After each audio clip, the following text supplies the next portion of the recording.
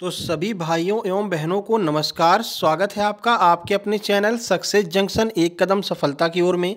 मेरा नाम है अतुल शुक्ला और हम लेकर के आ गए हैं आपके लिए मध्य प्रदेश महिला पर्यवेक्षक भर्ती 2025 से संबंधित महत्वपूर्ण वीडियो है, प्रबंधकीय कौशल का सुपर मैराथन। जैसा कि आपको पता है, कल हमने आपका एक और मैराथन करवाई थी। इससे पहले पोषण एवं स्वास्थ्य की मैराथन करवा चुके हैं। आज हम प्रबंधकीय कौशल शुक्ला सर की महा रिवीजन क्लास लेकर के आ गए हैं। तो वीडियो को लाइक करके चैनल को सब्सक्राइब कर लीजिए, जिससे कि जितने भी वीडियो हम डाल रहे हैं वो टाइम टू टाइम आपके पास तक पहुंच सकें।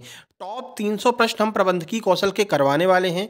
यही 300 प्रश्न आप कर लीजिए, इसके बाहर एक भी प्रश्न नहीं जाएगा। ये इसका पार्ट 1 है, जिसमें हम 150 प्रश्नों को कवर करेंगे। तो वीडियो में अंत तक बने रहिएगा, धैर्य के साथ में बने रहिए, अच्छे से आपको समझाएंगे। सबसे ज़्यादा समस्या लोगों को इसी प्रबंधकीय कौशल मैनेजमेंट वाले सब्जेक्ट में हो रही है, क्योंकि इससे पहले उन लोगों ने इस सब्जेक्ट को पढ़ा नहीं है। ठीक है, तो प्यार से अच्छे से समझाते हुए आगे बढ़ेंगे। चलिए शुरू करते हैं।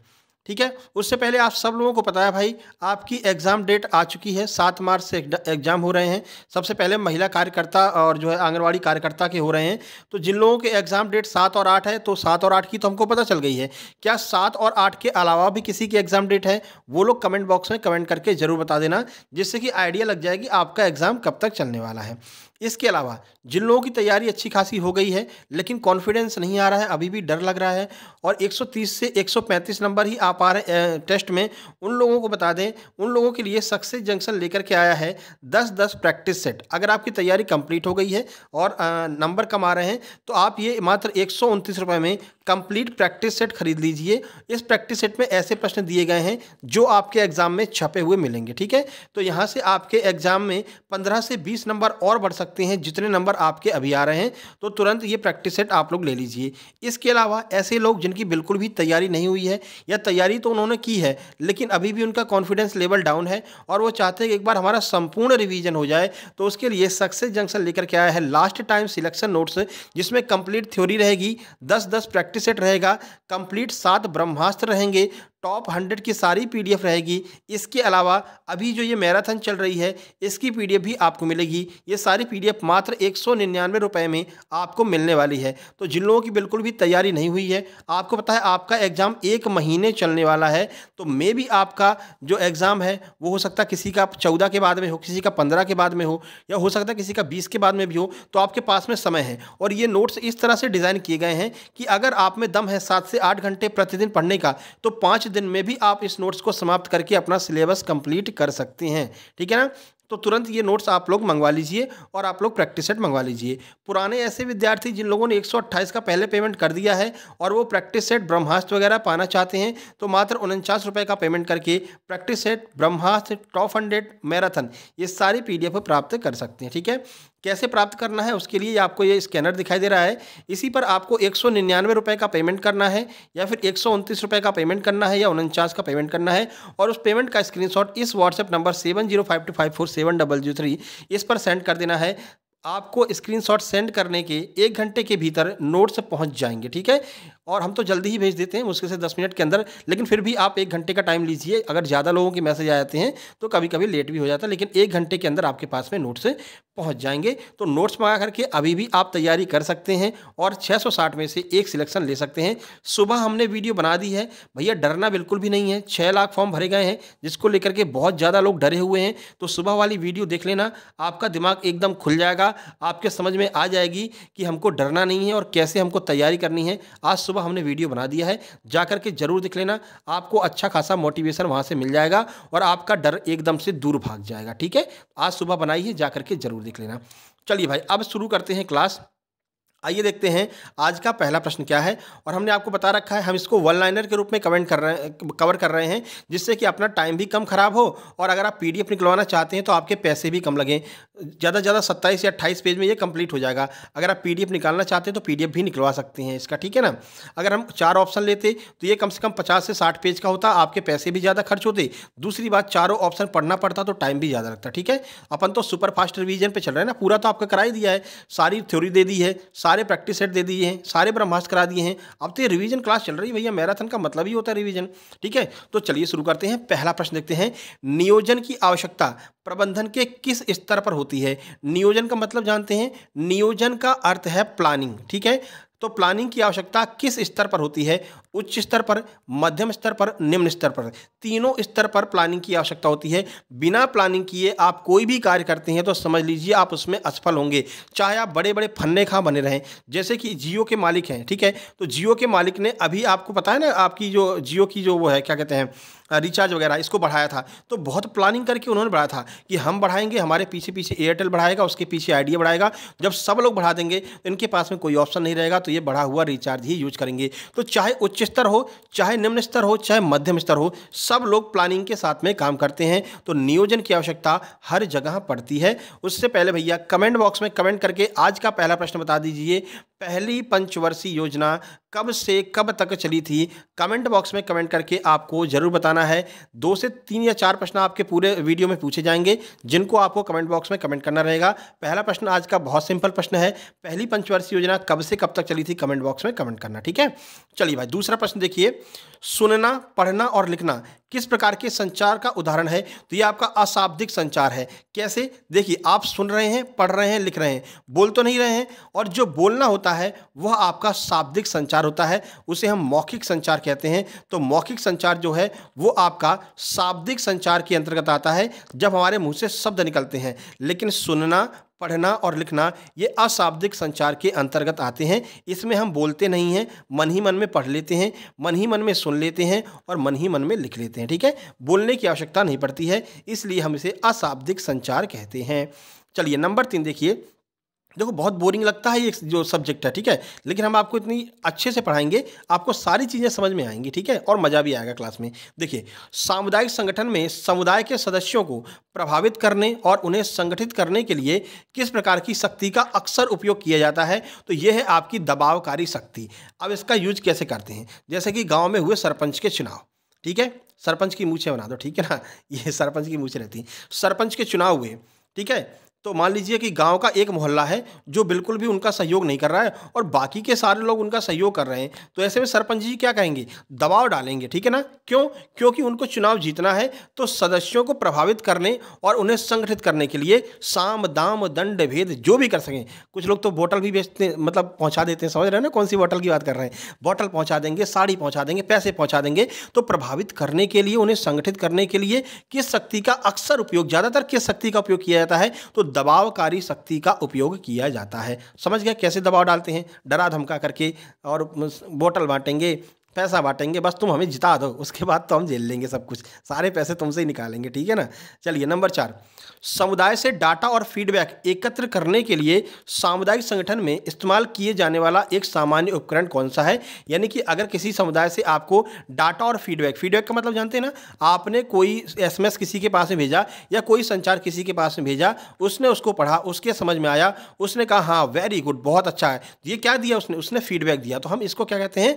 फीडबैक कहते हैं। हिंदी में इसको प्रतिपुष्टि कहते हैं। तो किसी भी समुदाय से डाटा एकत्रित करना हो या फीडबैक एकत्रित करना हो तो आप क्या करेंगे? उस समूह में जाकर के वहां का सर्वेक्षण या फिर सर्वे करेंगे। मान लीजिए आप हैं नेता, पार्षद हैं, आप अपनी बस्ती में जाएंगे और वहां के लोगों से सर्वे करेंगे, वहां के लोगों से बातचीत करेंगे कि क्या यहाँ पर टाइम टू टाइम पानी आता है, नालियाँ स्वच्छ हैं कि नहीं है। तो उनका फीडबैक आपको मिलेगा, तो वो फीडबैक आपके लिए महत्वपूर्ण होगा। इसके लिए आपको क्या करना पड़ेगा? सर्वेक्षण करना पड़ेगा, सर्वे करना पड़ेगा, जा करके उनसे मिलना पड़ेगा, ठीक है। नंबर 5, किस प्रशिक्षण पद्धति में श्रमिकों को कार्यस्थल पर प्रशिक्षण दिया जाता है? फैक्ट वाला प्रश्न है। प्रशिक्षण की कार्यस्थल पद्धति होती है जिसमें श्रमिकों को वहीं जैसे आप काम करने पहुंचते हैं तुरंत ही आपको समझा देते हैं भैया कंप्यूटर पर ये काम करना है और जो हार्ड वर्क है वो ये करना, वहीं पर आपको समझा देते हैं। तो इसको हम प्रशिक्षण की कार्यस्थल पद्धति कहते हैं। नंबर 6 देखिए, कल आपका क्या आएगा? मान लीजिए कल हम सामान्य ज्ञान लेकर आए क्या? कल हम सामान्य ज्ञान की आपकी जो है ये मैराथन लेकर के आएंगे, ठीक है ना। उसमें आपका देखो मैथ और रीजनिंग, इसको हम अलग से लेकर के आएंगे। आपको पता है मैथ और रीजनिंग की T20 सीरीज चल रही है अलग से, ठीक है। तो मैथ और रीजनिंग की T20 सीरीज की सेकंड वीडियो में भी आज ही आ सकती है, ठीक है। सामान्य ज्ञान वाले PDF में ये चीज़ें कवर नहीं होंगी क्योंकि फिर वो वही बात ज़्यादा जगह घेरेंगी, फिर आपका पैसा ज़्यादा खर्च होगा। तो मैथ और रीजनिंग हम अलग से करा देंगे। बाकी आपका जो एक्ट हो गया, योजनाएं हो गई, अन्य जो प्रश्न है उसको हम सामान्य ज्ञान में कवर कर लेंगे। तो कल हम सामान्य ज्ञान और तर्क शक्ति की वीडियो लेकर के आएंगे, ठीक है। चलिए तो देखिए, विस्तार कार्य करने के लिए किस तरह का नेतृत्व सबसे प्रभावी होता है। किसी भी जगह का आपको विस्तार करना है, विकास करना है, तो आपको परिवर्तनकारी नेतृत्व बनाना पड़ेगा, यानी समय के अनुसार आपको ढल जाना चाहिए। मान लीजिए आपके सामने कोई ऐसा व्यक्ति आ गया जो खतरनाक है, ठीक है, लेकिन आपको अपना काम निकलवाना है क्योंकि आप हैं नेता, तो आप क्या होंगे, वहाँ पर नरम हो जाएंगे, यानी परिवर्तनकारी नेतृत्व रखेंगे, समय के अनुसार ढल जाएंगे, तो अपने कार्य का विस्तार भी कर सकते हैं और अपनी जगह का विकास भी कर सकते हैं। नंबर 7, और नेता अक्सर ऐसे ही होते हैं, ठीक है। सामुदायिक विकास कार्यक्रम कब शुरू हुआ था, फैक्ट वाला प्रश्न है, 2 अक्टूबर 1952। अगला देखिए, सर्वोदय की अवधारणा ने किसकी योजना को महत्वपूर्ण ढंग से प्रभावित किया। तो जो सर्वोदय की अवधारणा थी, सर्वोदय की अवधारणा श्रीमन नारायण के द्वारा चालू की गई थी, और इनकी इस अवधारणा ने आचार्य विनोबा भावे की जो अवधारणा थी, जो योजना थी, उसको महत्वपूर्ण ढंग से प्रभावित किया। आचार्य विनोबा भावे ने क्या किया था कि जितने भी जमींदार हैं, जिनके पास में एक्स्ट्रा जमीनें हैं, वो अपनी जमीनों का भूदान कर सकते हैं, ठीक है ना। तो भूदान आंदोलन किसने चालू किया था, यह प्रश्न बन सकता है। भूदान आंदोलन आचार्य विनोबा भावे के द्वारा चालू किया गया था। इन्होंने ये कहा कि जितनी आपके पास में एक्स्ट्रा जमीनें हैं, उनको उन लोगों को दे दीजिए जिनके पास में बिल्कुल भी जमीनें नहीं हैं, तो सबका भला हो जाएगा। तो सर्वोदय की योजना ने आचार्य विनोबा भावे की योजना को महत्वपूर्ण ढंग से प्रभावित किया था।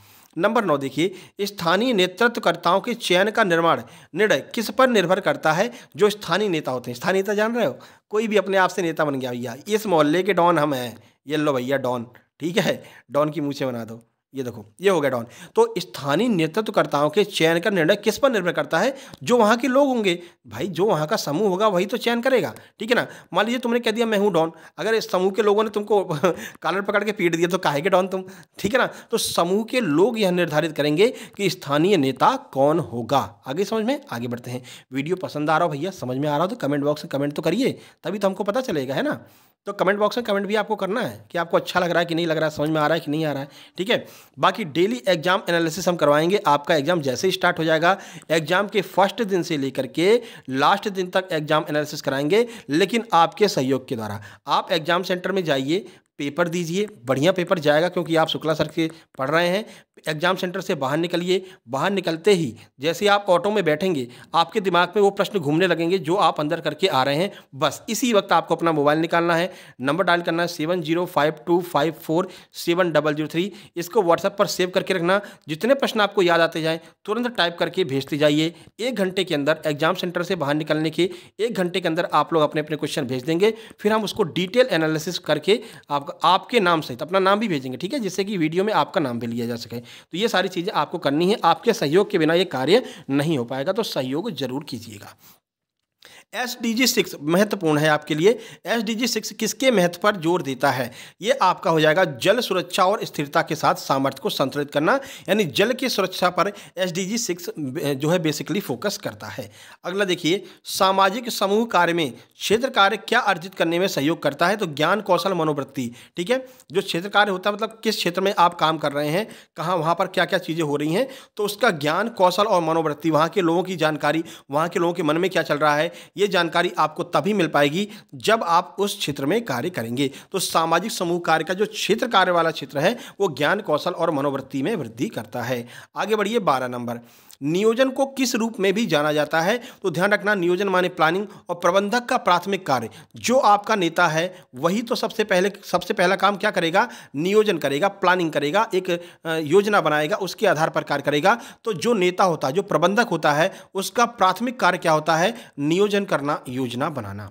चलिए 13, नियंत्रण प्रक्रिया में तनाव कब उत्पन्न हो जाता है। तो जब आप बलपूर्वक नियंत्रण करेंगे, कहा गया है ना कि भैया बल से सारे काम नहीं होते हैं, हाँ कुछ काम होते हैं लेकिन बल से नहीं होते हैं। आप मुस्कुरा करके किसी से कोई भी काम करवा सकते हैं, ठीक है ना, लेकिन अगर आप ये कहो कि नहीं हम तो गुस्सा होकर के काम करवाएंगे, तो भाई कोई काम करेगा नहीं। एक बार आपसे काम कर लेगा, एक बार डर जाए काम कर लेगा, कभी ना कभी वो खड़ा हो जाएगा और आंदोलन कर देगा, ठीक है ना। तो नियंत्रण प्रक्रिया में तनाव कब उत्पन्न होता है, जब बलपूर्वक नियंत्रण किया जाए। अगला देखिए, निर्देशन की महत्वपूर्ण विशेषता क्या है। तो निर्देशन मतलब जैसे कोई आपको निर्देशित कर रहा है, भाई आप अगर एग्जाम में पास होना चाहते हैं तो ये काम कीजिए, शुक्ला सर की 199 वाली PDF ले लीजिए और अपना मोबाइल स्विच ऑफ करके उस PDF को आप आसानी से अच्छे से PDF को 7 से 8 घंटा पढ़ करके कवर कर लीजिए। तो ये निर्देशन की महत्वपूर्ण विशेषता क्या है, यह प्रबंधन का महत्वपूर्ण कार्य है। अब जब हमने आपको नोट्स दे दिए हैं तो आप प्रबंधन करेंगे कि हाँ भाई आज सुबह 4 बजे से लेकर के हम 6 बजे तक पढ़ेंगे, ये 2 घंटे हो गए, 2 घंटे का गैप लेंगे, 8 से 10 पढ़ेंगे, ये 2 घंटे हो गए, 2 घंटे का गैप लेंगे 10 से 12। तो आपने क्या किया, प्रबंधन किया, अपने समय का टाइम मैनेजमेंट किया, और यह एक सतत चलने वाली प्रक्रिया है। अब आप इसी पर कार्य करते चलेंगे, और जब आप एग्जाम देने जाएंगे तो एग्जाम सेंटर से जब बाहर निकलेंगे तो इस तरह से मुस्कुराते हुए बाहर निकलेंगे। और बाहर जो ब्लैक कोट कमांडो खड़े रहते हैं ना माइक लेकर के, हम तो भैया ब्लैक कोट कमांडो ही कहते हैं, ठीक है। फिर वो पूछेंगे बताओ कहाँ से पढ़ा, कैसे पढ़ा, तो भाई मेरा नाम जरूर लेना, ठीक है ना। नहीं तो लोग उनका ही नाम लेते हैं, हाँ सर आपसे ही पढ़ा था हमने और किसी से नहीं पढ़ा, तो ऐसा मत करना, उनका नाम लो, ठीक है, अच्छी बात है, हमारा नाम भी लेना अगर आप हमसे पढ़े हो तो, ठीक है। मैं ये भी नहीं कह रहा हूं नहीं मेरा ही नाम लो, अगर नहीं पढ़े हो तो मत लो, पढ़े हो तो बिल्कुल लो, ठीक है। चलिए, शुक्ला सर बोल देना, शुक्ला सर से पढ़ के आए थे, उनकी मैराथन में बड़ा मजा आ गया, ठीक है ना। चलिए 15 नंबर, संगठन की कार्यकुशलता हेतु किसकी स्थापना की गई थी। देखिए, अगर किसी भी संगठन की कार्यकुशलता चाहिए तो वहाँ पर विभाग की स्थापना की जाएगी। हर एक संगठन में एक ना एक विभाग होता है। आप किसी भी ऑफिस में जाइए, ठीक है, वहाँ पर एचआर डिपार्टमेंट अलग होता है, ठीक है ना, और सबका अलग अलग डिपार्टमेंट बटा रहता है। तो ये क्या करता है, उस संगठन की कार्यकुशलता करता है। जिसको जो डिपार्टमेंट दिया गया है वो उसके प्रति जिम्मेदार होगा, भैया तुम्हारा ये डिपार्टमेंट है। जैसे कि मान लीजिए क्रिकेट टीम है, भारतीय क्रिकेट टीम है, ठीक है ना, तो मोहम्मद शमी को बोल दिया गया भैया तुम्हारा बॉलिंग जो है बॉलिंग की जिम्मेदारी तुम्हारी है, तुम संभाल लेना, ठीक है। मोहम्मद शमी कहेंगे ठीक है सर। उसके बाद विराट कोहली को बोल दिया भाई बैटिंग तुम्हारी जिम्मेदारी, तुम देख लेना। उसके बाद में जो विकेट कीपर मान लीजिए केएल राहुल है, केएल राहुल को बोल दिया भाई विकेट कीपिंग तुम्हारी जिम्मेदारी है। तो ये क्या होगा, संगठन की कार्यकुशलता है तो किसकी स्थापना की गई, एक एक विभाग की स्थापना की गई, और उस विभाग को एक एक व्यक्ति को पकड़ा दिया गया, उसकी जिम्मेदारी हो गई। तो ऐसे संगठन हमेशा सफल होते हैं, ठीक है। तो विभाग की स्थापना इसलिए आवश्यक है। चलिए भैया, देखो जो फैक्ट वाला प्रश्न होगा उसको जल्दी जल्दी करते हुए आगे बढ़ेंगे, ठीक है। जो समझाने वाला होगा उसको समझाएंगे। यूनिट ट्रस्ट ऑफ इंडिया, जिसे हम यूटीआई कहते हैं, इसकी स्थापना कब की गई, 1 फरवरी 1964। चलिए, एक सामाजिक समूह सामाजिक संपर्क की एक प्रणाली है, यह परिभाषा किसने दी थी। परिभाषा वाला प्रश्न है, एच.एम. जॉनसन के द्वारा यह परिभाषा दी गई थी। नियुक्तिकरण के महत्वपूर्ण पहलुओं में क्या क्या शामिल होता है। नियुक्तिकरण का अर्थ है जब आपकी नौकरी लगेगी तो क्या क्या होगा, आपका चयन होगा, चयन होने के बाद में प्रशिक्षण होगा, प्रशिक्षण फिर भर्ती करा दी जाएगी। तो ये सारी प्रक्रिया जो है ये नियुक्तिकरण के अंतर्गत आती हैं। 19 नंबर देखिए, तीसरी पंचवर्षीय योजना की विफलता का भारतीय अर्थव्यवस्था पर समग्र प्रभाव क्या पड़ा था। तो जो तीसरी पंचवर्षीय योजना कुछ हिस्सों में जो है विफल रही थी, तो वो क्यों हुई थी, क्योंकि बढ़ी हुई मुद्रास्फीति, यानी कि यहाँ से जो है महंगाई बढ़ गई भारत में। जैसे ही इसकी विफलता हुई वैसे ही महंगाई बढ़ गई थी। आगे बढ़िए, अगला देखिए 20 नंबर, हरित क्रांति के दौरान किस प्रकार के बीजों का व्यापक रूप से उपयोग किया गया। तो उच्च उपज देने वाले जो बीज होते हैं, जिन्हें हम HYV बीज कहते हैं, इनका जो है व्यापक रूप से उपयोग किया गया था। नंबर 21 देखिए, भारत सरकार ने किस विशेष तिथि को 14 बड़े वाणिज्यिक बैंकों का राष्ट्रीयकरण कर दिया था। तो 19 जुलाई 1969 को 14 बड़े वाणिज्यिक बैंकों का राष्ट्रीयकरण कर दिया गया था। अब बताइए, आपके लिए एक प्रश्न है, भारत का वर्तमान में सबसे बड़ा वाणिज्यिक बैंक कौन सा है, यानी कॉमर्शियल बैंक कौन सा है। अब आरबीआई मत बोल देना, आरबीआई तो भैया सबका पापा है, ठीक है ना, तो वो नहीं, आरबीआई नहीं। सबसे ज़्यादा अभी इसमें कौन सा बैंक अपना नाम कर रहा है, यानी सबसे ज़्यादा खाते किस बैंक के हैं, आप सबको पता है। आपके जो है आसपास में उस बैंक की एक ना एक शाखा जरूर होगी। बताइए कौन सा बैंक है, अब तो आप खुद ही बता सकते हैं, ठीक है। चलिए, ये दूसरा प्रश्न था, कमेंट बॉक्स में कमेंट करना। 22 नंबर, संचार प्रक्रिया में शामिल चरणों का क्रम लिखिए। यानी संचार आप किसी से कर रहे हैं, संचार का मतलब जान रहे हैं ना, बता रखा था, ये आप हैं, ये आपके वो हैं। अब आप संचार कर रहे हैं, अपनी बात वहाँ तक पहुँचा रहे हैं, वो आप तक पहुँचा रहे हैं, तो किस प्रकार से इसके चरण क्या होते हैं, क्रम में आपको बताना है। सबसे पहले एक प्रेषक होगा, प्रेषक यानी आप हो गए, आपके पास में एक संदेश होगा, हाँ भैया एक संदेश है, उस संदेश को आप टाइप करेंगे यानी एनकोडिंग करेंगे। एनकोडिंग का अर्थ है कि अपनी भाषा में लिखना, आपने कोडिंग कर दिया, ठीक है। उसके बाद में आपके पास में एक माध्यम होगा, हाँ भैया माध्यम है जो कि व्हाट्सअप है, ठीक है। व्हाट्सअप से आपने भेजा, उनके पास पहुंचा, उन्होंने उसकी डिकोडिंग की। डिकोडिंग का मतलब है कि वैसे डिकोडिंग वो थोड़ी करेंगे, मोबाइल ही करके भेजता है। आप अपनी भाषा में लिखते हो, मोबाइल अपनी भाषा में समझता है, डिकोड करता है, उनको देता है। उन्होंने डिकोडिंग कर किया हुआ मैसेज पढ़ा, ठीक है। प्राप्तकर्ता एक होगा, जब भाई प्रेषक है तो एक प्राप्तकर्ता भी तो होगा, ठीक है। प्राप्तकर्ता ने पढ़ा और फिर उसने फीडबैक दिया, उसने आपका रिप्लाई दिया। ये पूरा क्रम होता है संचार प्रक्रिया का। आ गया समझ में, कभी नहीं भूलेंगे आप, क्योंकि हमने आपको किससे जोड़ दिया, आपके उनसे जोड़ दिया, ठीक है ना, आपके उनसे जोड़ दिया है। तो अब आप अपने आप समझ गया कि हाँ भाई क्या चल रहा है, तो अब आप कभी भी नहीं भूलेंगे, ठीक है। एक प्रेषक होगा जो कि आप हैं, आपके पास में एक संदेश होगा, उसको एनकोडिंग करेंगे, अपनी भाषा में लिखेंगे। कंप्यूटर मतलब कि व्हाट्सएप के माध्यम, एक माध्यम होगा जिसे व्हाट्सएप कहेंगे। व्हाट्सएप माध्यम के माध्यम से आप जो है डिकोड करेंगे, कौन, जिनके पास में मैसेज पहुंच गया उसको डिकोड करेंगे, उसको पढ़ लेंगे। पढ़ेंगे कौन, एक प्राप्तकर्ता होगा, वही तो पढ़ेगा। तो प्राप्तकर्ता ने पढ़ लिया, पढ़ने के बाद में आपको रिप्लाई किया, यानी कि उसने फीडबैक कर दिया। आ गया समझ में, आगे बढ़ते हैं।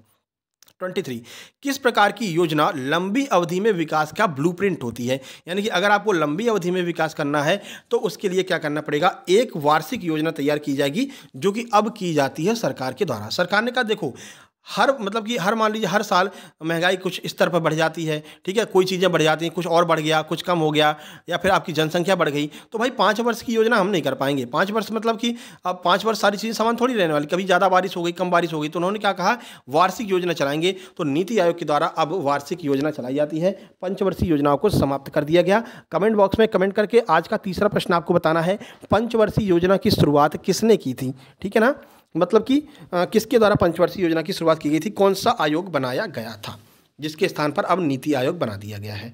चलिए भैया 24 नंबर, राष्ट्रीय कार्यक्रम काम के बदले अनाज किस वर्ष शुरू किया गया था? तो सबको पता है 14 नवंबर 2004 को काम के बदले अनाज कार्यक्रम शुरू किया गया था, फैक्ट है। आगे बढ़ते हैं 25 नंबर देखिए, नेतृत्व में विशेषता सिद्धांत क्या है?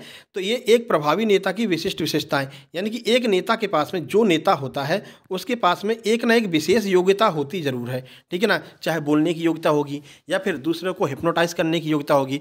तो नेतृत्व में विशेषता सिद्धांत क्या है? एक प्रभावी नेता की विशिष्ट विशेषताएं जो होती हैं, ये जो है विशेषता सिद्धांत के अंतर्गत आता है।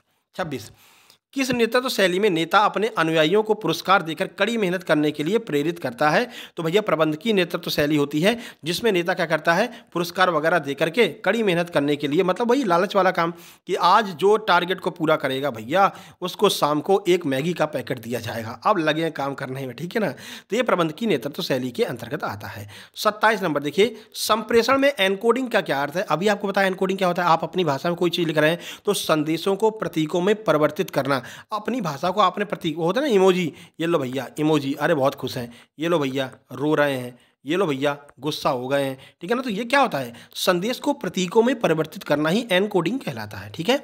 12वीं पंचवर्षीय योजना की समय अवधि क्या थी? जो तो सिंपल प्रश्न है, 2012 से 2017, इसमें कुछ समझाने का है नहीं।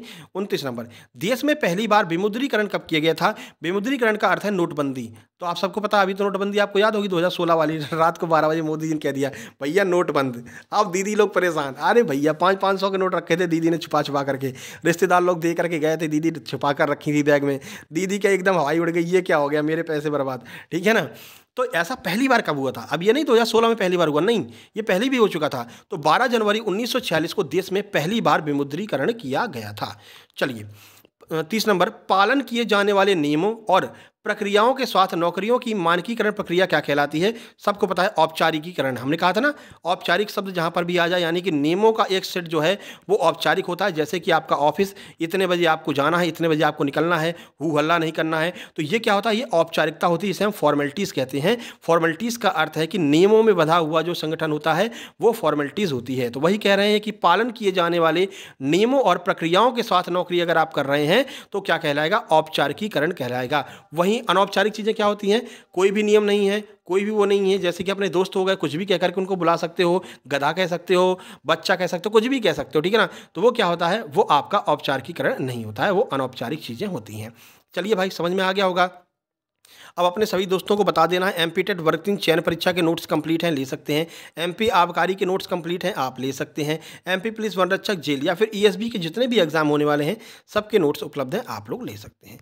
31 देखिए भैया, कौन सा एक ऐसा संगठन है जिसे समाज ने अपनी आवश्यकताओं को पूरा करने के लिए बनाया है? तो व्यवसाय। सब लोग जानते हैं समाज ने व्यवसाय क्यों बनाया है। अगर आप कोई काम करना चाहते हैं, महिला सुपरवाइजर बनना चाहते हैं, तो क्यों बनना चाहते हैं? वो आपका एक व्यवसाय हो जाएगा और उस व्यवसाय में लगने के बाद में आपको पैसा मिलेगा और पैसे से आपकी आवश्यकताएं पूरी होंगी। तो आवश्यकताओं को पूरा करने के लिए समाज ने अपनी एक संगठन बनाया है जिसे हम व्यवसाय कहते हैं।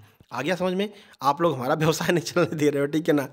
अब जो आपको नोट्स भेजते हैं ना, जो लोग नोट्स भेजते हैं ना, उनको पैसा देना पड़ता है। ऐसा नहीं है कि वो ऐसे ही काम कर रहे हैं, ठीक है ना। आपने मैसेज किया, आपको नोट्स पहुंच गया, भैया कुछ तो देना पड़ता है, इसीलिए मिनिमम प्राइस रखा है 199 मात्र। 199 में कंप्लीट आपको प्रैक्टिस सेट भी दे रहे हैं, थ्योरी भी दे रहे हैं, ब्रह्मास्त्र भी दे रहे हैं, टॉप 100 भी दे रहे हैं, पूरा मैराथन दे रहे हैं, फिर भी आप लोग नहीं ले रहे हैं। ये तो गलत बात है ना। दूसरों से काम करवाना, मैं अपनी मेहनत कर सकता हूँ लेकिन दूसरों को थोड़ी, दूसरों को अपनी जेब से कैसे दूंगा भाई, है ना।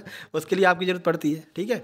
चलिए भैया मजाक कर रहे थे, ऐसा मत करना। और सर तो कमाने पे बैठे हो और कमेंट लिख करके निकल गए। भैया समझा भी तो रहे हैं, यूट्यूब पे फ्री में पढ़ा रहे हैं, ठीक है ना। और क्या करते हैं, तुम्हारे लिए मर जाए क्या। चलिए, एक संगठन में वह स्थिति जिसमें निर्णय को एकल बिंदु तक केंद्रित किया जाता है क्या कहलाता है। एकल बिंदु की बात जहां पर भी आ जाए, यानी कि केंद्रीकरण कर रहे हैं। केंद्रीकरण का अर्थ है निरंकुश, यानी जो भी करेंगे हम ही निर्णय लेंगे, तुम नहीं लोगे। तो हमने क्या किया, किसी भी चीज को एक बिंदु पर केंद्रित कर दिया, यानी कि हमने उस चीज का केंद्रीकरण कर दिया। आगे बढ़िए, 33 नंबर। कर्मचारी के प्रदर्शन को मापने और तदनुसार उन्हें पुरस्कार देने की प्रक्रिया क्या कहलाती है। यानी कर्मचारी, वही बात, आपने कर्मचारियों से कहा भैया आज जो अपना काम पूरा करेगा सबसे पहले उसको मैगी का पैकेट दिया जाएगा। तो आपने क्या किया, उनका मूल्यांकन किया ना, उनको पुरस्कार देने से पहले मूल्यांकन किया। तो इसी मूल्यांकन को हम क्या कहते हैं, इसी मूल्यांकन को हम निष्पादन मूल्यांकन कहते हैं। आगे बढ़िए, नंबर 34। मानवीय संबंधों के प्रबंधन की जन्मदाता के रूप में किसे जाना जाता है। भाई फैक्ट वाला प्रश्न है, जॉर्ज मेयो को जाना जाता है। आगे बढ़िए, संचार किस प्रकार की कौशल का एक हिस्सा है। तो नरम संचार कभी भी आप करेंगे तो नरम करेंगे तो ज़्यादा बढ़िया रहेगा। गुस्सा होकर के करेंगे तो संचार तुरंत खत्म हो जाएगा, समझ रहे हैं। अगर वो गुस्सा है, ठीक है, आप हंस जाइए, ठीक है, आप गुस्सा हैं तो वो हंस जाएंगे, तो संचार चलता रहेगा। यानी नरम संचार करना रहेगा तो संचार चलता रहेगा। आप भी गुस्सा हो गए, वो भी गुस्सा होगी, तो खेल खत्म, ठीक है ना। चलिए आगे बढ़ते हैं। 36 नंबर है, ग्रामीण विकास हेतु सामुदायिक विकास कार्यक्रम कब चालू किया गया था। 2 अक्टूबर 1952 फैक्ट है। आगे बढ़िए, नौकरी के वर्गीकरण जैसे सीईओ, अध्यक्ष, कार्यकारी निदेशक के रूप में किसके साथ जुड़े रहते हैं। तो ये सारे के सारे जो है वो शीर्ष प्रबंधक हैं, ठीक है ना। सबसे ऊपरी वाली जो लेयर होती है वो सीईओ, अध्यक्ष, कार्यकारी निदेशक इन सब की होती है, ठीक है ना। एमडी वगैरह जो होते हैं, ये सारे के सारे शीर्ष प्रबंधक के रूप में आते हैं। आगे बढ़िए, 38 देखिए, 26 मिनट में हमने 38 क्वेश्चन कर लिए हैं। थोड़ी सी स्पीड और तेज करते हैं, 150 प्रश्न करने भैया, बहुत टाइम लग जाएगा नहीं तो। चलिए, आधुनिक प्रबंधन सिद्धांत के जनक कौन है। हेनरी फेयोल हैं। पंचवर्षीय योजनाओं का मुख्य उद्देश्य क्या था। एक राष्ट्रीय आर्थिक विकास रणनीति की रूपरेखा तैयार करना, जिससे कि भारत देश आगे बढ़ सके, ठीक है। 40 नंबर, महत्व के आधार पर नियोजन कैसा हो सकता है। तो महत्व के आधार पर युक्तिपूर्ण हो सकता है, परिचालनात्मक हो सकता है, यानी कब हमको किस चीज़ की आवश्यकता है वो महत्व के आधार पर हम डिसाइड करेंगे कि कितना हमको कैसी योजना बनानी है। 41, सबसे पहले कौन सा देश पंचवर्षीय योजनाओं की अवधारणा को प्रस्तुत किया था। सोवियत संघ, जिसे हम रूस कहते हैं, और रूस से ही हमने सीख करके अपने देश में पंचवर्षीय योजना चालू की थी। 42, किस पंचवर्षीय योजना के दौरान उच्चतम वृद्धि दर देखने में आती है। 11वीं पंचवर्षीय योजना के दौरान सबसे ज़्यादा हमने वृद्धि की थी, वृद्धि दर 11वीं पंचवर्षीय योजना मिलती है। बाकी पंचवर्षीय योजना की सबको हमने पीडीएफ दे रखी है, जिन लोगों ने 199 ले रखा है उनको हमने पंचवर्षीय योजना की पीडीएफ दे रखी है, ठीक है। और पंचवर्षीय योजना की वीडियो भी डाल रखी है, आप लोग पढ़ लेना। एक भी प्रश्न ऐसा नहीं होगा जो उससे बाहर जाए, सारे प्रश्न उसी पंचवर्षीय वाली वीडियो से आएंगे, टॉप 100 की जो हमने वीडियो बनाई है, ठीक है। और आपको पता है 10 से 12 प्रश्न पंचवर्षीय योजना से आ सकते हैं अगर आपका भाग्य अच्छा रहा तो।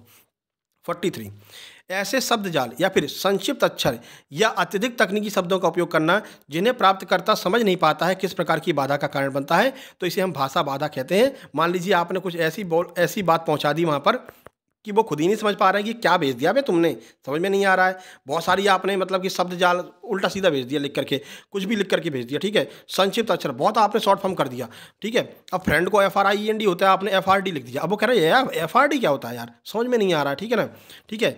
और वो होता नहीं, डॉक्टर को DR लिख दिया, अब समझ में नहीं आ रहा, डॉक्टर लिख रहे हैं कि डियर लिख रहे हैं, समझ में नहीं आ रहा है। तो ये सारी जो चीज़ें होती हैं ये क्या पैदा करती हैं, ये भाषा बाधा पैदा करती हैं। आगे समझ में, आगे बढ़िए। आजकल तो बहुत यूज़ किया जाता है व्हाट्सएप पर, मम्मी को MM लिख दिया, अब मम्मी खुद समझ में नहीं आ रहा है, मम्मी लिख रहा है कि MM लिख रहा है, समझ में ही नहीं आ रहा है। देखिए, संदेश की समझ की पुष्टि के लिए फीडबैक का उपयोग करना किस संचार बाधा को दूर करने का एक प्रभावी तरीका है। तो वही भाषा बाधा, जो अभी आपको भाषा बाधा हुई थी ना, तो फिर आप क्या करेंगे, पूछेंगे बेटा ये DR का मतलब क्या होता है। तब आप बताओगे DR का मतलब मम्मा डॉक्टर होता है, तब वो समझेंगी। तो आपसे क्या पूछा उन्होंने, आपसे उन्होंने प्रश्न पूछा, आपने अपना फीडबैक दिया, तो उनको समझ में आ गया। आगे समझ में, ठीक है ना। चलिए आगे बढ़िए। 45 क्या कह रहा है, राष्ट्रीय ग्रामीण विकास संस्थान की स्थापना कब हुई थी। वर्ष 2006 में। आगे बढ़िए। 5वीं पंचवर्षीय योजना का टाइमिंग क्या है, 1974 से 1978, ठीक है। आगे बढ़ते हैं। देखिए 4 साल यह चली थी, बाद में मोरारजी देसाई की सरकार आ गई, उन्होंने इसको ख़त्म कर दिया। सारी बाकी आगे की सारी बातें आपको हम बता चुके हैं, ठीक है। आगे बढ़िए। फिर उन्होंने रोलिंग प्लान चालू किया, वही सब लुढ़कती हुई योजना कहते हैं, ये सब पढ़ा चुके हैं पंचवर्षीय वालों में, ठीक है। स्वतंत्र भारत में पहली जनगणना कब की गई थी। वर्ष 1991 में स्वतंत्र भारत में पहली जनगणना की गई थी। आगे बढ़िए। 48, इसमें यार कन्फ्यूजन क्या, 1991 है कि 1951 है, ये 51 है क्या, मुझे ऐसा लग रहा है 9051 है, ठीक है ना। कमेंट बॉक्स में देख लेना, अगर 9051 होगा तो हम कमेंट बॉक्स में कमेंट कर देंगे, ठीक है।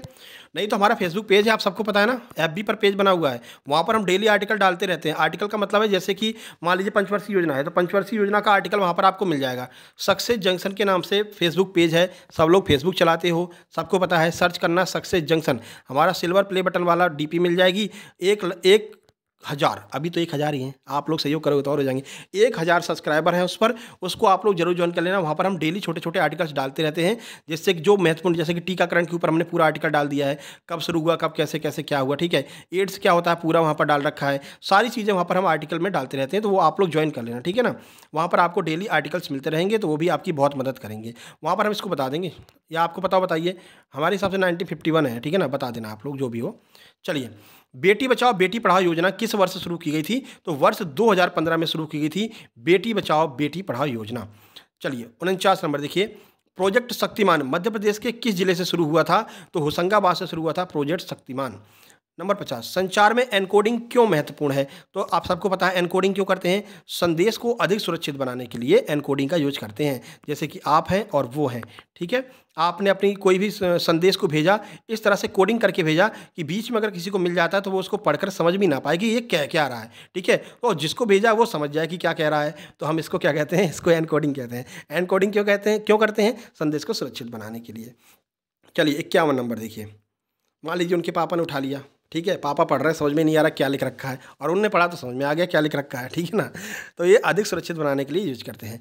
जब आप एक टेक्स्ट संदेश लिखते हैं तो आप किस प्रकार की एनकोडिंग का उपयोग कर रहे हैं? आप अगर कोई चीज़ लिख रहे हैं, XYZ कुछ भी आपने लिखा, तो आप गैर मौखिक यूज कर रहे हैं। मौखिक का मतलब समझते हैं, मौखिक का अर्थ है कि बोलना, ठीक है। जो वॉइस मैसेज होता है वो मौखिक होता है, लेकिन आप टेक्स्ट मैसेज कर रहे हैं तो ये आपका कैसा होगा, ये गैर मौखिक हो जाएगा, ठीक है। आगे बढ़िए 52 नंबर, एक प्रबंधक व्यंग्यात्मक लहजे में, हाँ इसको समझना मजा आएगा। एक प्रबंधक व्यंग्यात्मक लहजे में एक ईमेल भेजता है, लेकिन कर्मचारी इसका शाब्दिक अर्थ निकाल लेता है। वह स्थिति किस बाधा का उदाहरण है? ये आपका अस्पष्टता और गलत व्याख्या। अब समझो क्या हुआ, प्रबंधक था, ठीक है, तुमने कोई काम किया, प्रबंधक को काम अच्छा नहीं लगा, ठीक है, तो उसने मैसेज किया, उसने मैसेज क्या किया, अच्छा काम किया बेटा तुमने, ठीक है, और तुमने उसका क्या अर्थ निकाला, अरे वाह अच्छा काम किया मैंने, ठीक है, वेरी गुड, तो तुम तो खुश हो गए। प्रबंधक ने क्या भेजा था, प्रबंधक ने व्यंग्य किया तुम्हारे ऊपर, ये तुमने अच्छा काम नहीं किया है। उसने तुम्हारे ऊपर व्यंग्य करते हुए, कमेंट करते हुए कहा अच्छा काम किया बेटा तुमने, ठीक है, और तुमने क्या देखा,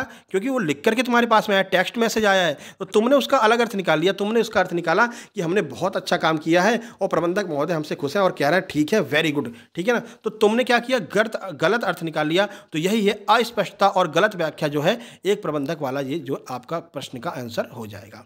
आगे बढ़िए, अगला देखिए, देखो वो मूवी देखिए ना, वो आमिर खान वाली, अच्छा का कितने अर्थ होते हैं। अगर तुम ऐसे कह रहे हो अच्छा, तो क्या हो रहा है, तुम एकदम आश्चर्यचकित हो। अगर तुम कह रहे हो अच्छा, तो तुम क्या है, प्रश्न पूछ रहे हो। तो वही बात यहाँ पर आ रही है, ठीक है ना। अब समझ में आ गया।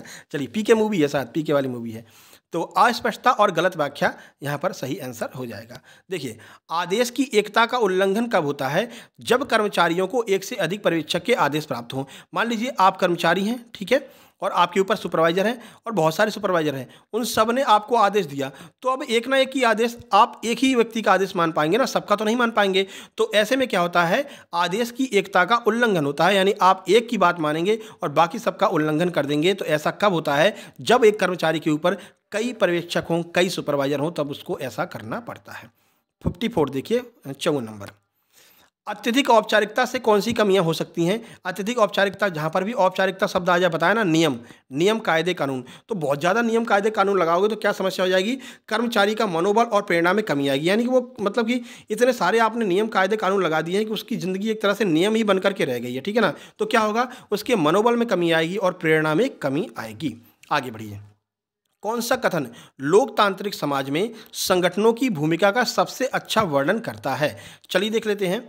देखो, तो संगठन क्या होते हैं, आप सबको पता है ना, संगठन मतलब सब लोग मिलकर के एक संगठन का निर्माण करते हैं। तो लोकतांत्रिक समाज का मतलब क्या है, लोकतांत्रिक का अर्थ है कि सब लोगों की बातें सुनी जाती हैं, हम उसको लोकतांत्रिक कहते हैं। तो बताइए कौन सा कथन होगा। तो देखो, संगठनों को जनता के प्रति जवाबदेह ठहराया जाए, यानी कि आपने संगठन बना रखा है, तो जैसे आपकी कोई पार्टी है, जो पार्टी अभी वर्तमान में आपके राज्य में कार्य कर रही है, ठीक है, तो वो एक तरह का संगठन ही तो है। तो उस संगठन को जनता के प्रति जवाबदेह बनाया जाए। अगर उसने काम नहीं किया, जनता आपसे पूछ रही है, तो आपको जवाब देना पड़ेगा।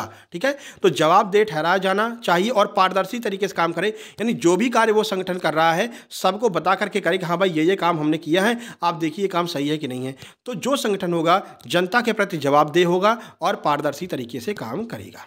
आगे बढ़िए, इसी को हम लोकतांत्रिक संगठन कहते हैं। ठीक है भाई, चलिए 57 नंबर, थोड़ा सा रुक जाते हैं, थक गया भैया बोलते बोलते।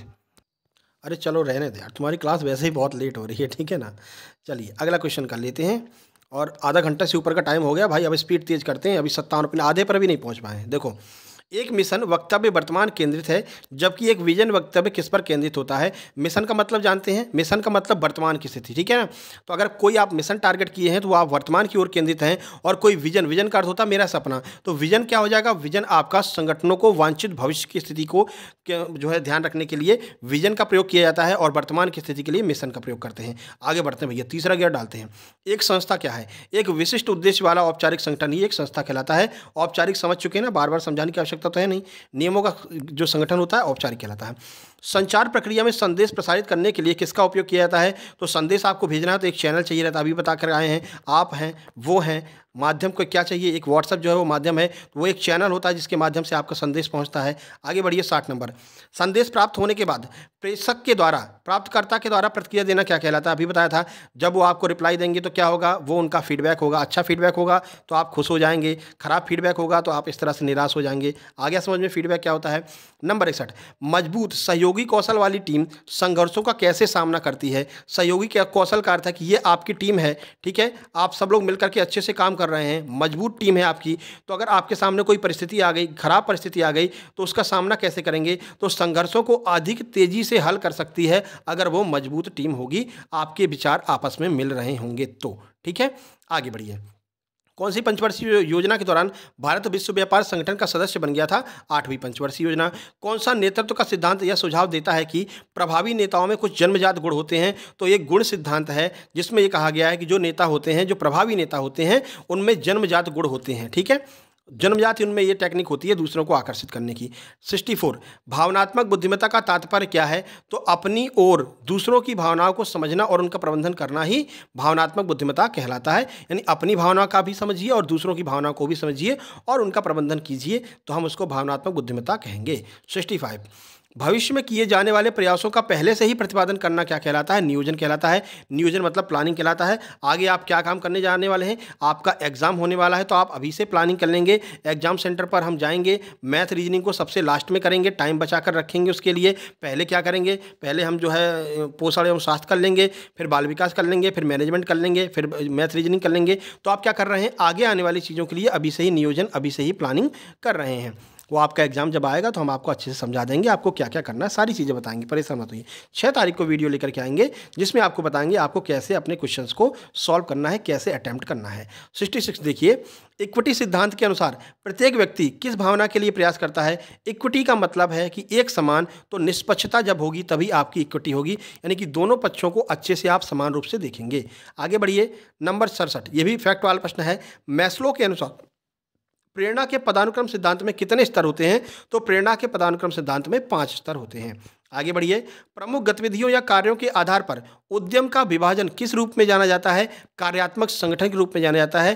प्रमुख जो गतिविधियां हो रही हैं उसके आधार पर आप क्या करेंगे, उद्यम का विभाजन कर देंगे, तुम्हारा ये काम है, तुम्हारा ये काम है, तुम्हारा ये काम है, तो उससे क्या होगा, कार्यात्मक संगठन का निर्माण हो जाएगा और आपका जो संगठन है वो अच्छे से कार्य करता रहेगा। 69, किस संगठन का ढांचा जानबूझकर नहीं बनाया जाता बल्कि पारस्परिक संबंधों से उत्पन्न होता है। हाँ भैया, यही है आपका अनौपचारिक।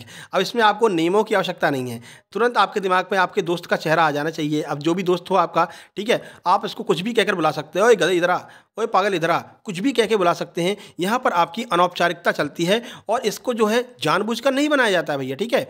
इसको तैयार करो, इसमें एक जो है वो लेकर के आओ, क्या कहते हैं, वो कहते नहीं क्या, वो ऐसे लिखा रहता है ₹100 का, क्या कहते हैं यार उसको, कुछ भी कहते होंगे, ठीक है ना।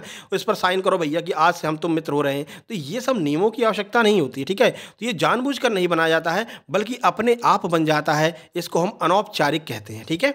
आगे बढ़िए, केंद्रीकरण का क्या अर्थ है, अभी आपको बताया था, निर्णय लेने के अधिकारों को सुरक्षित रखना, यानी कि केवल एक ही व्यक्ति निर्णय लेगा, इसको हम केंद्रीकरण कहते हैं। इसी का उल्टा विकेंद्रीकरण होता है, विकेंद्रीकरण में बहुत सारे व्यक्ति मिलकर के निर्णय लेते हैं। आगे बढ़िए 71। प्रबंधन की अवधि क्या संदर्भित करती है? तो प्रबंधन की अवधि का अर्थ है कि एक कोई व्यक्ति है जो यहाँ पर किंग है, जो नेता है, उसके नीचे जो सारे अधीनस्थ हैं, ये अधीनस्थ क्या कहलाएंगे? प्रबंधन की अवधि कहलाएंगे। तो एक श्रेष्ठ के अधीन अन्य अधीनस्थों की संख्या ही प्रबंधन की अवधि कहलाती है। 72 72 देखिए, अब थोड़ा अपन पहुंच रहे हैं आधे पर। अरस्तु मॉडल में मुख्य रूप से किसकी भूमिका पर ध्यान केंद्रित किया गया है? तो वक्ता की भूमिका पर ध्यान केंद्रित किया गया अरस्तु मॉडल में। चलिए आगे बढ़िए। अरस्तु मॉडल के अनुसार वक्ता की प्रस्तुति किसके लिए महत्वपूर्ण है? तो वक्ता की प्रस्तुति दर्शकों पर प्रभाव पैदा करने के लिए। नेताजी हैं, नेताजी को बोलना ही नहीं आता है, ठीक है ना, तो वो क्या दर्शकों पर प्रभाव कर पाएंगे? नहीं भैया, यहीं तुम हार जाओगे तुरंत, ठीक है। लेकिन एक ऐसे नेताजी हैं जो पढ़े लिखे नहीं हैं, लेकिन बोलते बहुत लंबा लंबा तगड़े तगड़े भाषण देते, भाई साहब एकदम इफेक्टिव कर लेते हैं। अब कौन है, कौन है आप बताओ, कौन है ऐसे नेताजी? ठीक है चलो मैं नहीं कुछ बोलूँगा। तो दर्शकों पर प्रभाव पैदा करने के लिए अरस्तु मॉडल में वक्ता की प्रस्तुति महत्वपूर्ण होती है। 74 मन की बात, हाँ चलो 74 मन की बात का अर्थ है अपने मन की बात कहेंगे, दूसरों की नहीं सुनेंगे, ठीक है। 74 नेतृत्व लोगों को काम करने के लिए प्रेरित करता है, ना कि पैसे की ताकत। यह अवधारणा किससे संबंधित है? जो नेतृत्व होता है वो लोगों को काम करने के लिए प्रेरित करता है कि भाई तुमको ये काम करना, इस तरह से मोटिवेट करता है उनको, ठीक है, पैसे के लिए नहीं मोटिवेट करता है। ये कौन से मॉडल में बताया गया था? तो कस्टोडियन मॉडल में यह बात कही गई थी। कार्यशाला किसका एक उदाहरण है? जो वर्कशॉप्स होती हैं किसका उदाहरण है? समूह दृष्टिकोण। वहाँ पर सारे लोग मिलकर के काम करते हैं वर्कशॉप में, तो कार्यशाला एक समूह दृष्टिकोण का उदाहरण हो जाएगा। 76 किस पंचवर्षीय योजना में भारत का परमाणु ऊर्जा आयोग बनकर के तैयार हो गया था? द्वितीय पंचवर्षीय योजना में भारत के परमाणु ऊर्जा आयोग ने काम करना चालू कर दिया था। अब तुरंत आपको कमेंट बॉक्स में कमेंट कर देना है दूसरी पंचवर्षीय योजना की टाइम पीरियड क्या था, कब से कब तक थी। 77 सामाजिक संबंधों को मापने के लिए सोशियोमेट्री की तकनीकी किसके द्वारा विकसित की गई? तो ध्यान रखना, सोशियोमेट्री तकनीकी जो है वो जैकब मोरेनो के द्वारा विकसित की गई थी। आगे बढ़िए। 78 डॉक्टर मनमोहन सिंह ने किस पंचवर्षीय योजना को भारत की शैक्षिक योजना कहा था? शिक्षा में उन्होंने जो है ज़्यादा जोर दिया था, 11वीं पंचवर्षीय योजना को कहा था उन्होंने, ठीक है।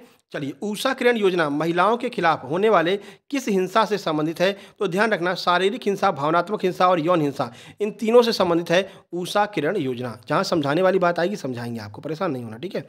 चलिए, नेतृत्व की सबसे बुनियादी परिभाषा क्या होती है? तो नेतृत्व आपको अभी बताया था, लोगों के संगठन के समूह को मार्गदर्शन और प्रभावित करने का कार्य। जैसे कि हम आपको पढ़ा रहे हैं तो हम आपका नेतृत्व कर रहे हैं कि भाई ऐसे काम करो, ये चीज़ पढ़ो, आपको ऐसे एग्जाम देना है, तो हम क्या कर रहे हैं? आपका नेतृत्व कर रहे हैं, ठीक है। अब तो मुझे नेता मानो ना मानो वो तुम्हारे ऊपर डिपेंड करता है। जब वो लोग पूछेंगे ना ब्लैक कोट कमांडो, भाई हम तो ब्लैक कोट कमांडो ही कहते हैं, सम्मान से कहते हैं, ऐसा नहीं कि कमेंट कर रहे हैं, सम्मान से कहते हैं, ठीक है। काली कोट पहन करके सब लोग आ जाते हैं, माइक लेकर के पूछते हैं बताओ भाई कैसा रहा पेपर, क्या रहा, तो सम्मान के साथ में। एक होता है ब्लैक कैट कमांडो जो कि सेना में होता है, एक होते हैं ब्लैक कोट कमांडो जो कि आपके परीक्षा सेंटर के बाहर होते हैं, उनको भी हम सम्मान देते हैं, वो भी बहुत मेहनत करते हैं, धूप में आकर के आपसे प्रश्न पूछते हैं, ठीक है। चलिए, बहिर्मुखी नेताओं की ताकत क्या होती है? तो ऊर्जावान और करिश्माई होते हैं बहिर्मुखी नेता। बहिर्मुखी के अर्थ क्या है? बाहर से आपको बहुत अच्छे दिखाई देंगे और वही है ना, थोथा चना बाजे घना, यानी कि अंदर उनको कुछ पता नहीं, कोई ज्ञान नहीं है, लेकिन बाहर से उनको बहुत ज्ञान दिखाएंगे कि हम ही हैं जो कुछ है, ठीक है। तो बाहर से बहुत बड़ी बड़ी बातें करेंगे, अंदर कुछ नहीं रहेगा, इनको हम बहिर्मुखी नेता कहते हैं। और ये ऊर्जावान और करिश्माई होते हैं, अलग अलग ही टेक्निक होती है इनके पास में, मतलब दूसरों को आकर्षित करने की। चलिए, 82 नीति निर्धारण किसकी कार्य अवधि का महत्वपूर्ण भाग है? तो नियोजन का महत्वपूर्ण भाग है। नियोजन मतलब प्लानिंग, तो नीति निर्धारण नियोजन का महत्वपूर्ण भाग होता है।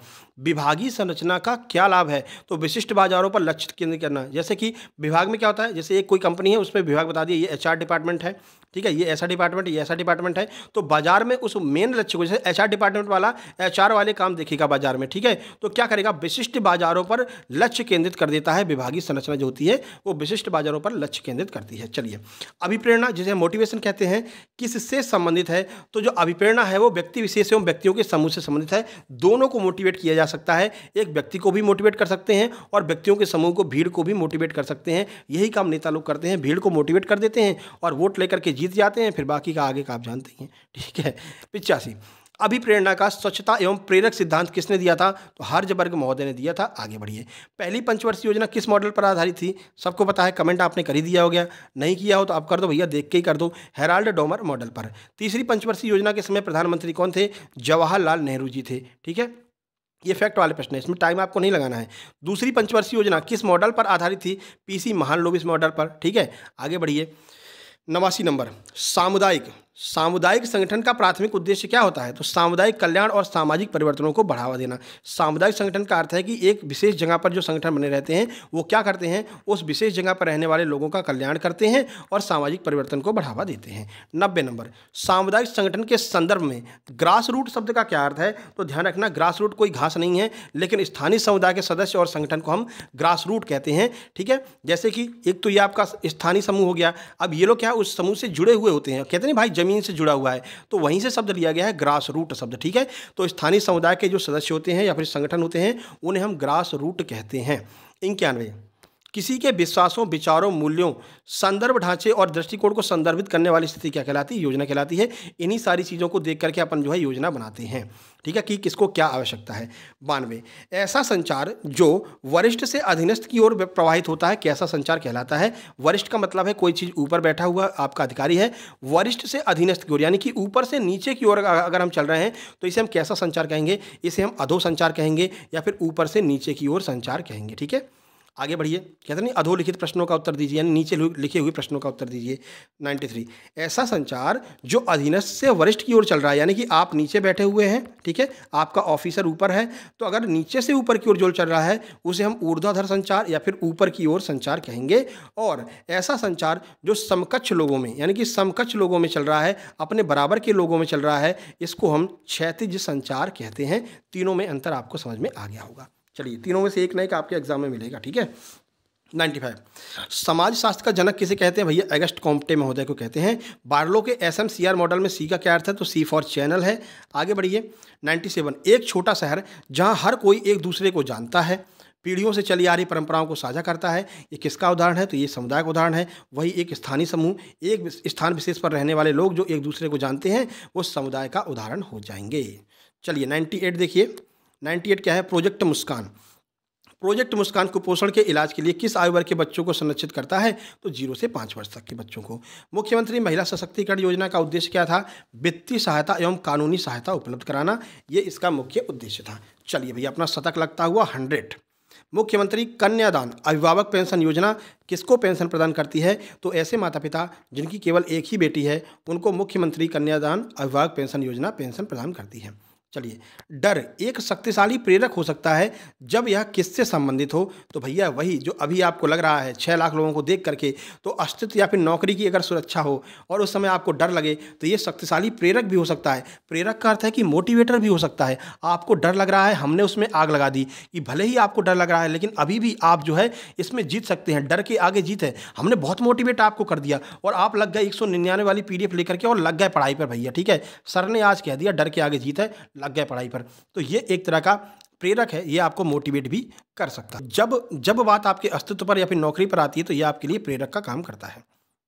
चलिए 102, नियोजन के लक्षण क्या क्या हैं? तो बौद्धिक क्रिया, लक्ष्यों का निर्धारण और सर्वश्रेष्ठ विकल्पों का चयन ही नियोजन कहलाता है। यानी हम सबसे अच्छा जो विकल्प होगा इसके लिए अपनी प्लानिंग तैयार करते हैं। 103, वह प्रणाली जहां सामाजिक गतिशीलता सीमित होती है और सामाजिक पद पीढ़ी दर पीढ़ी हस्तांतरित होते रहते हैं, क्या कहलाते हैं? कहते हैं वो जाति प्रथा। मैंने उसी प्रथा पर काम कर रहा है, उसकी जाति में ऐसा होता है तो हमेशा से होता चला आ रहा है, पीढ़ी दर पीढ़ी हस्तांतरित होता चला आ रहा है, तो ये जाति प्रथा का उदाहरण हो जाएगा। 104 देखिए, 104, विचारों और धारणा को प्रतीकात्मक रूप से लिखने की प्रक्रिया क्या कहलाती है? एनकोडिंग कहलाती है। अभी बता रखा था आपको। संचार के संदर्भ में शोर शब्द का क्या अर्थ है? तो शोर आप समझ गए, शोर है आप हैं और वो हैं, बात कर रहे हैं, बीच में कोई बाधा उत्पन्न हो गई, ठीक है, मान लीजिए मम्मी आ गई, पापा आ गए, या फिर किसी ने शोर कर दिया, तो ये शोर होता क्या है? तो कोई भी हस्तक्षेप जिसके कारण संदेश अस्पष्ट हो जाए, आपकी आवाज़ उन तक नहीं पहुँचे या फिर उनकी आवाज़ आप तक नहीं पहुँचे, तो ये जो है शोर कहलाएगा। इसमें आपका नेटवर्क एरर भी आ जाता है। ठीक है, चलिए, केंद्रीय समाज कल्याण बोर्ड की स्थापना कब हुई? 1953 में। ये फैक्ट है। आगे बढ़िए, हरित क्रांति योजना किस कार्यकाल में आई थी भैया? तो तीसरी पंचवर्षीय योजना में आई थी। सामुदायिक संगठन किस स्तंभ पर आधारित है? तो जो सामुदायिक संगठन होता है वो कार्यकर्ता या फिर समुदाय और संस्था पर होता है, यानी कि जितने भी समुदाय मिलकर होते हैं वो सब मिलकर के सामुदायिक संगठन का निर्माण करते हैं, या फिर संस्थाएं जो हैं वो भी सामाजिक जो है समुदाय में ही आ जाती हैं। चलिए आगे बढ़िए, किस पंचवर्षीय योजना को अर्थव्यवस्था के उदारीकरण के रूप में जाना जाता है? भैया 8वीं पंचवर्षीय योजना को अर्थव्यवस्था के उदारीकरण के रूप में जाना जाता है। एलपीजी की पॉलिसी यहीं पर चालू हो गई थी। डॉक्टर मनमोहन सिंह उस टाइम पे क्या थे? अपने वित्त मंत्री थे। चलिए 110, प्रभावी नेतृत्व का सबसे महत्वपूर्ण लक्षण क्या है? दृष्टि। प्रभावी नेतृत्व का अर्थ है कि आप जब तक किसी को देखेंगे नहीं तब तक आप उसके ऊपर कोई बात कह ही नहीं सकते हैं, है ना? तो जब तक आपके पास में दृष्टि नहीं होगी, जिस दृष्टि से आप लोगों को देख रहे हैं उसी हिसाब से आप उनका नेतृत्व करते रहेंगे। आगे बढ़िए 111, योजना आयोग का नाम बदल करके क्या कर दिया गया है? सिंपल सा प्रश्न है, नीति आयोग बना दिया गया है 2014। आगे बढ़िए 112, नेतृत्व की वह शैली जो दूसरों के मत और विचारों का सम्मान रखती है क्या कहलाती है? लोकतांत्रिक कहलाती है। आपको बता चुके हैं दूसरों की बातों को भी सुना जाएगा। लोकसभा राज्यसभा ये सब कुछ होती हैं, तो ये क्या है? दूसरों की बातों का जो सम्मान रखती है लोकतांत्रिक शैली कहलाती है। भारत एक लोकतांत्रिक देश है। वैज्ञानिक प्रबंधन के जनक कौन है? WF टेलर महोदय वैज्ञानिक प्रबंधन के जनक कहे जाते हैं। 114 देखिए, 114 है, मूक फिल्मों में कैप्शन और एक्शन विशेष रूप से महत्वपूर्ण क्यों होते हैं? मूक फिल्मों का अर्थ है, आपने वो वीर जारा मूवी देखी? कौन सी एक मूवी है, हरिश्चंद्र ऐसे करके कुछ है, मूक मूवी है। मूक मूवी का अर्थ है कि उसमें आवाज़ नहीं आती, ठीक है ना? जैसे कि चार्ली चैपलिन की कुछ वीडियो आपने देखी होंगी, उसमें आवाज़ नहीं आती, ठीक है, लेकिन हम क्या करते हैं उसमें कैप्शन लगा देते हैं और एक्शन लगा देते हैं। चार्ली चैपलिन जो है एक्शन करते हुए दिखाता है, ऐसा कर दिया, दौड़ रहा है, वैसा कर रहा है, वैसा कर रहा है, ठीक है ना? तो क्या होता है, वे साउंड ट्रैक की आवश्यकता को समाप्त कर देते हैं। आगे बढ़िए 115, किस चरण में प्रेषक यह चुनता है कि संदेश कैसे प्रेषित किया जाए? तो चैनल चयन में, यानी कि आप हैं, वो हैं, अब आपको चयन करना है कि संदेश को कैसे भेजना है। एसएमएस के माध्यम से भेजना है तो मोबाइल एसएमएस, व्हाट्सएप के माध्यम से भेजना है वीडियो कॉल, ठीक है, चिट्ठी पत्री भेजना है, अब तो कोई भेजता नहीं है। तो क्या होता है, चैनल चयन के माध्यम से प्रेषक यह चुनता है कि संदेश को कैसे प्रेषित किया जाए। 116, किस पंचवर्षीय योजना काल में भारत के बैंकिंग क्षेत्र में महत्वपूर्ण परिवर्तन हुआ? चौथी पंचवर्षीय योजना, आप सबको पता है 14 बैंकों का राष्ट्रीयकरण हुआ था 1969। आगे बढ़िए 117, किस प्रक्रिया के बाद संप्रेषण को पूर्ण कहा जाता है? तो वही फीडबैक जब तक नहीं प्राप्त होगा, जब तक आपके पास में रिप्लाई नहीं आ जाएगा उनका, तब तक संप्रेषण को पूर्ण नहीं माना जाएगा, तब तक आपको चयन नहीं पड़ेगा, ठीक है ना? तो संप्रेषण को पूर्ण कब माना जाएगा? जब फीडबैक प्राप्त हो जाए।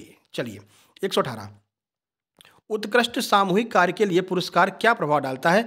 तो सामूहिक सामंजस्य और मनोबल को बढ़ाता है। आप किसी को पुरस्कार देंगे, आप उसने कोई काम किया, आपने पुरस्कार दिया, उसका मनोबल बढ़ जाएगा और वो और तेजी से आगे काम करेगा।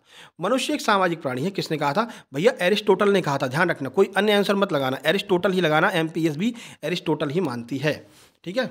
चलिए, संप्रेषण में चैनल प्रचुरता किस में सर्वाधिक होती है? तो चैनल प्रचुरता का अर्थ है कि कोई बाधा आपके बीच में उत्पन्न नहीं होगी अगर आमने सामने का संप्रेषण होगा, यानी आप यहाँ पर हैं, वो यहीं पर खड़े हैं, आपस में बातचीत कर रहे हैं, तो कोई चैनल प्रचुरता की आवश्यकता नहीं है, यानी कि संपूर्ण तरह से आप अच्छे से बात कर सकते हैं, ना तो शोर होगा, कोई व्यवधान उत्पन्न नहीं होगा। तो चैनल प्रचुरता सबसे ज़्यादा किस कब होती है? आमने सामने के संप्रेषण में होती है।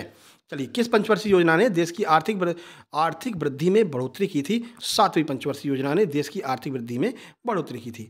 122, विमुक्त जाति दिवस मध्य प्रदेश में कब मनाते हैं? 31 अगस्त को। किस पंचवर्षीय योजना के दौरान पंचायती राज संस्था को सक्रिय किया गया था? दूसरी पंचवर्षीय योजना के दौरान 1956 में, आप सबको पता है, पंचायती राज जो है व्यवस्था लाई गई थी। राजस्थान के नागौर से पहली बार, नागौर ऐसा स्थान था, पंचायती राज व्यवस्था को लागू किया था। आंध्र प्रदेश पहला ऐसा प्रदेश था जिसने पंचायती राज व्यवस्था को लागू किया था। ये सारे फैक्ट आपको बता चुके हैं, नोट्स में सब कुछ आपको मिल जाएगा। बलवंत राय मेहता समिति थी, सब कुछ आपको बता दिया है नोट्स में, ठीक है। 1 2 3, किस पंचवर्षीय योजना के दौरान पंचायती राज संस्था, ये तो बता दिया आपको। दूसरी, समाज मिति का पहली बार किसके द्वारा उपयोग किया गया था? तो JL मोरेनो, यानी जो जैकब मोरेनो थे, इन्हीं के द्वारा समाज मिति का यूज किया गया था। 125, sociology as an art from पुस्तक, ये किसके द्वारा लिखी गई थी? ये रॉबर्ट निस्बेट महोदय के द्वारा लिखी गई थी। एक पूर्ण और उसके भाग के बीच संबंध दर्शाने वाले ज्यामितीय निरूपण को हम पाई चार्ट कहते हैं। आज पाई चार्ट के अच्छे खासे क्वेश्चन आपको मिलेंगे मैथ में। इस तरह से भैया ये 4% हो गया, ये 5% हो गया, 10% हो गया, ये क्या होता है? पाई चार्ट होता है। आगे बढ़िए, वीडियो बड़ी बन रही भैया, थक रहे हैं, ठीक है ना? तो ऐसे में क्या होगा, जो आपकी T20 वाली वीडियो थोड़ा सा लेट हो सकती है। योजना आयोग को कब भंग कर दिया गया? 2014 में। ब्लैक बोर्ड किस तरह की शिक्षण सहायक सामग्री है? दृश्य सामग्री है। ब्लैक बोर्ड आपके सामने होता है तो केवल आप देख सकते हैं, ब्लैक बोर्ड बोलता नहीं है, तो श्रव्य नहीं होगा, केवल दृश्य होगा। वहीं टेलीविजन की बात करें तो टेलीविजन आपका दृश्य भी होता है, श्रव्य भी होता है, सामने वाला आपको बोलता हुआ भी दिखाई देता है और दिखाई भी देता है आपको, ठीक है। तो दृश्य श्रव्य आपका टेलीविजन हो जाएगा, कंप्यूटर हो जाएगा। समाज शास्त्र क्या है? तो समाज के विज्ञान को हम समाज शास्त्र कहते हैं। इसमें समझाना ज़्यादा पड़ जाता है। अभी हम पढ़ते पढ़ते निकल जाए ना तो आपके ऊपर से निकल जाएगा, क्योंकि ये है भैया प्रबंधन, जल्दी समझ में आता नहीं है। ठीक है, अभी आपके आ रहा है कि नहीं आ रहा बताओ, कमेंट बॉक्स में कमेंट करना।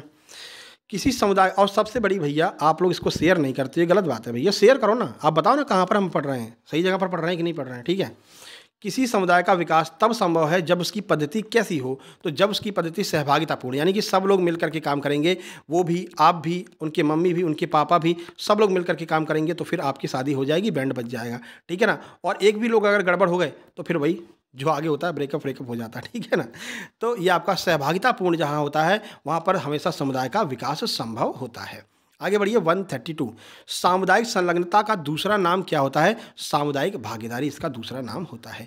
नेता या नेतृत्वकर्ता किसकी आवश्यकता और रुचियों के लिए कार्य करते हैं? तो समूह की आवश्यकता और रुचियों के लिए कार्य करते हैं, तभी तो हम अपना नेता बनाते हैं कि आज से तुम क्लास के मॉनिटर हो, क्लास की सारी आवश्यकताएं तुमको पूरी करनी पड़ेंगी, तुम उसको प्रिंसिपल तक पहुँचाओगे, प्रिंसिपल उस पर जो है एक्शन लेंगे। 134, स्थानीय नेताओं या नेतृत्वकर्ताओं की विशेषता क्या होती है? वो शारीरिक रूप से फिटनेस होनी चाहिए, यानी शारीरिक फिटनेस अच्छी हो, मानसिक योग्यता अच्छी हो और सामाजिक रवैया, बोलचाल का रवैया अच्छी हो, तो वो स्थानीय नेता और नेतृत्वकर्ता माने जाते हैं। 135, किस पंचवर्षीय योजना को गॉडगिल योजना कहते हैं? तीसरी पंचवर्षीय योजना को। फैक्ट है, कार्यक्रम नियोजन का पहला चरण क्या था? कार्यक्रम नियोजन अगर आपको करना है तो सबसे पहले समस्याओं की पहचान करनी पड़ेगी, फिर उसके बाद में आगे क्या क्या होता है वो हम आपको सब बता चुके हैं। 137 पर चलते हैं। नेतृत्व प्रशिक्षण कितने प्रकार का होता है? तो नेतृत्व प्रशिक्षण 2 प्रकार का होता है, एक होता है इन सर्विस प्रशिक्षण, एक होता है प्री सर्विस प्रशिक्षण। इन सर्विस का अर्थ है कि आप अभी कंपनी में काम कर रहे हैं, कोई नया काम आ गया तो आपको प्रशिक्षण दिया जा रहा है, वो आपका इन सर्विस है, क्योंकि आप सर्विस में काम कर रहे हैं। प्री सर्विस का क्या अर्थ है? जैसे कि आपने सिलेक्शन ले लिया, महिला परीक्षक में सबका सिलेक्शन हो जाए भगवान करे, फिर आप जब काम करने जाएंगे तो काम करने से पहले आपको ट्रेनिंग दी जाती है, इस ट्रेनिंग को ही हम क्या कहते हैं? प्री सर्विस प्रशिक्षण कहते हैं। दोनों में अंतर समझ में आ गया? आगे बढ़िए, अगला प्रश्न 138, विशेष रूप से महिलाओं के कल्याण एवं विकास के लिए कार्यरत समूह को क्या कहते हैं? महिला मंडल कहते हैं। कल्याण एवं विकास का दूसरा नाम क्या है? उसे हम सशक्तिकरण कहते हैं। जितना कल्याण होगा, जितना विकास होगा, उतना सशक्त हमारा समाज होगा। चलिए 140, चौथी पंचवर्षीय योजना किसने शुरू की थी? इंदिरा गांधी जी के द्वारा शुरू की गई थी। ये इस समय जो है कौन थी? प्रधानमंत्री थी। चलिए, दूसरी पंचवर्षीय योजना का मुख्य केंद्र बिंदु क्या था? उद्योगों का विकास, औद्योगिक विकास। पहली पंचवर्षीय में क्या था? कृषि था। जब पेट भर गया तो उद्योगों के बारे में हमने सोचा, तो उद्योगों का विकास किया, बांधों का विकास किया। 142, अगर समूह को शरीर माने तो नेता और नेतृत्वकर्ता क्या होगा? शरीर। यही अब तो डायग्राम बनाने का मौका आ गया। ये लो भैया, ये आपका समूह है, ठीक है, और हम समूह को क्या मान रहे हैं? शरीर मान रहे हैं। ये क्या बन गया? ये देखो, ठीक है, ये गला है, ये पेट है, ये पैर है और ये हाथ है। ठीक है, तो अगर हम समूह को शरीर मान रहे हैं तो नेतृत्वकर्ता क्या होगा? तो नेतृत्वकर्ता उस सिर की भांति कार्य करेगा। ये सिर में ही सारी चीज़ें होती हैं जो पूरी शरीर को कंट्रोल करता है, तो नेतृत्वकर्ता क्या होगा? सिर हो जाएगा। रीजनिंग पूछ ली, बताओ, मैनेजमेंट में रीजनिंग पूछ ली।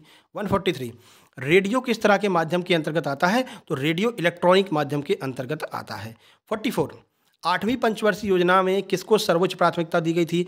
रोजगार, शिक्षा, सार्वजनिक स्वास्थ्य, इन तीनों को जो है प्राथमिकता दी गई थी। बाकी ये पूरी वीडियो हमने बना रखी है भैया, ठीक है ना, पंचवर्षीय योजना वाली, उसमें सब कुछ बता रखा है, कितना हमने लक्ष्य रखा, कितना प्राप्त किया, कितने से पीछे रह गए, क्या हमारा मुख्य उद्देश्य था, केंद्र बिंदु क्या था, सब कुछ बता रखा एक एक पंचवर्षीय योजनाओं के बारे में। बाकी एवरी पेज, फेसबुक पेज जरूर ज्वाइन कर लेना आप लोग, वहाँ पर भी आपको ये चीज़ें मिल जाएंगी लिखी हुई।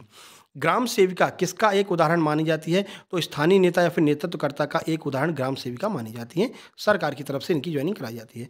लैंगिक असमानता को घटाना किस पंचवर्षीय योजना का मुख्य उद्देश्य था? 11वीं पंचवर्षीय योजना का मुख्य उद्देश्य था लैंगिक असमानता को घटाना। 147, भारत की वर्तमान पंचवर्षीय योजना कौन सी है? 12वीं, क्योंकि इसके बाद में कोई बनी नहीं है, तो वर्तमान अगर पूछें तो 12वीं ही आपको बतानी है। 13वीं 14वीं मत बता देना, 12वीं पंचवर्षीय योजना ही मानेंगे। 148, उद्योगों का आधुनिकीकरण किस पंचवर्षीय योजना का एक केंद्र बिंदु था? तो देखो, उद्योगों पर ध्यान तो हमने दूसरी पंचवर्षीय योजना में दिया, लेकिन अब हमने क्या किया? इनका आधुनिकीकरण करना शुरू कर दिया, यानी कि नई नई चीज़ें उसमें ऐड करना शुरू कर दी 8वीं पंचवर्षीय योजना में। 149, बैटरी भी लो हो गई है भैया। 10वीं पंचवर्षीय योजना की अवधि क्या थी? 2002 से 2007 10वीं पंचवर्षीय योजना की अवधि। और ये रहा आपका आखिरी प्रश्न, पेशेवर नेताओं या नेतृत्वकर्ताओं का चयन किसके माध्यम से किया जाता है? साक्षात्कार के माध्यम से। पेशेवर नेता का अर्थ है कि कहीं पर जॉब जॉब करने जा रहे हैं, ज्वाइनिंग लेने जा रहे हैं किसी कंपनी में, इसको हम पेशेवर नेता कहते हैं। तो इन लोगों का सिलेक्शन कैसे करते हैं? साक्षात्कार इंटरव्यू के माध्यम से करते हैं। मेरी मेहनत पसंद आ रही हो भैया, लाइक कर देना, शेयर कर देना सभी ग्रुप में, सभी व्हाट्सएप ग्रुप में, फेसबुक पर, जहाँ पर कर पाओ, जितनी जगह कर पाओ शेयर करवा लो, ठीक है। और चैनल पर पहली बार आए हैं, सब्सक्राइब करके नोटिफिकेशन बेल दबा लीजिए।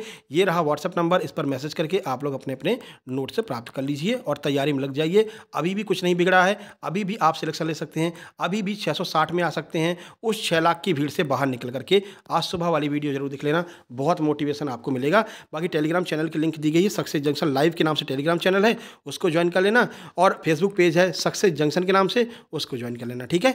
चलिए मिलते हैं नेक्स्ट वीडियो में, तब तक के लिए नमस्कार, धन्यवाद।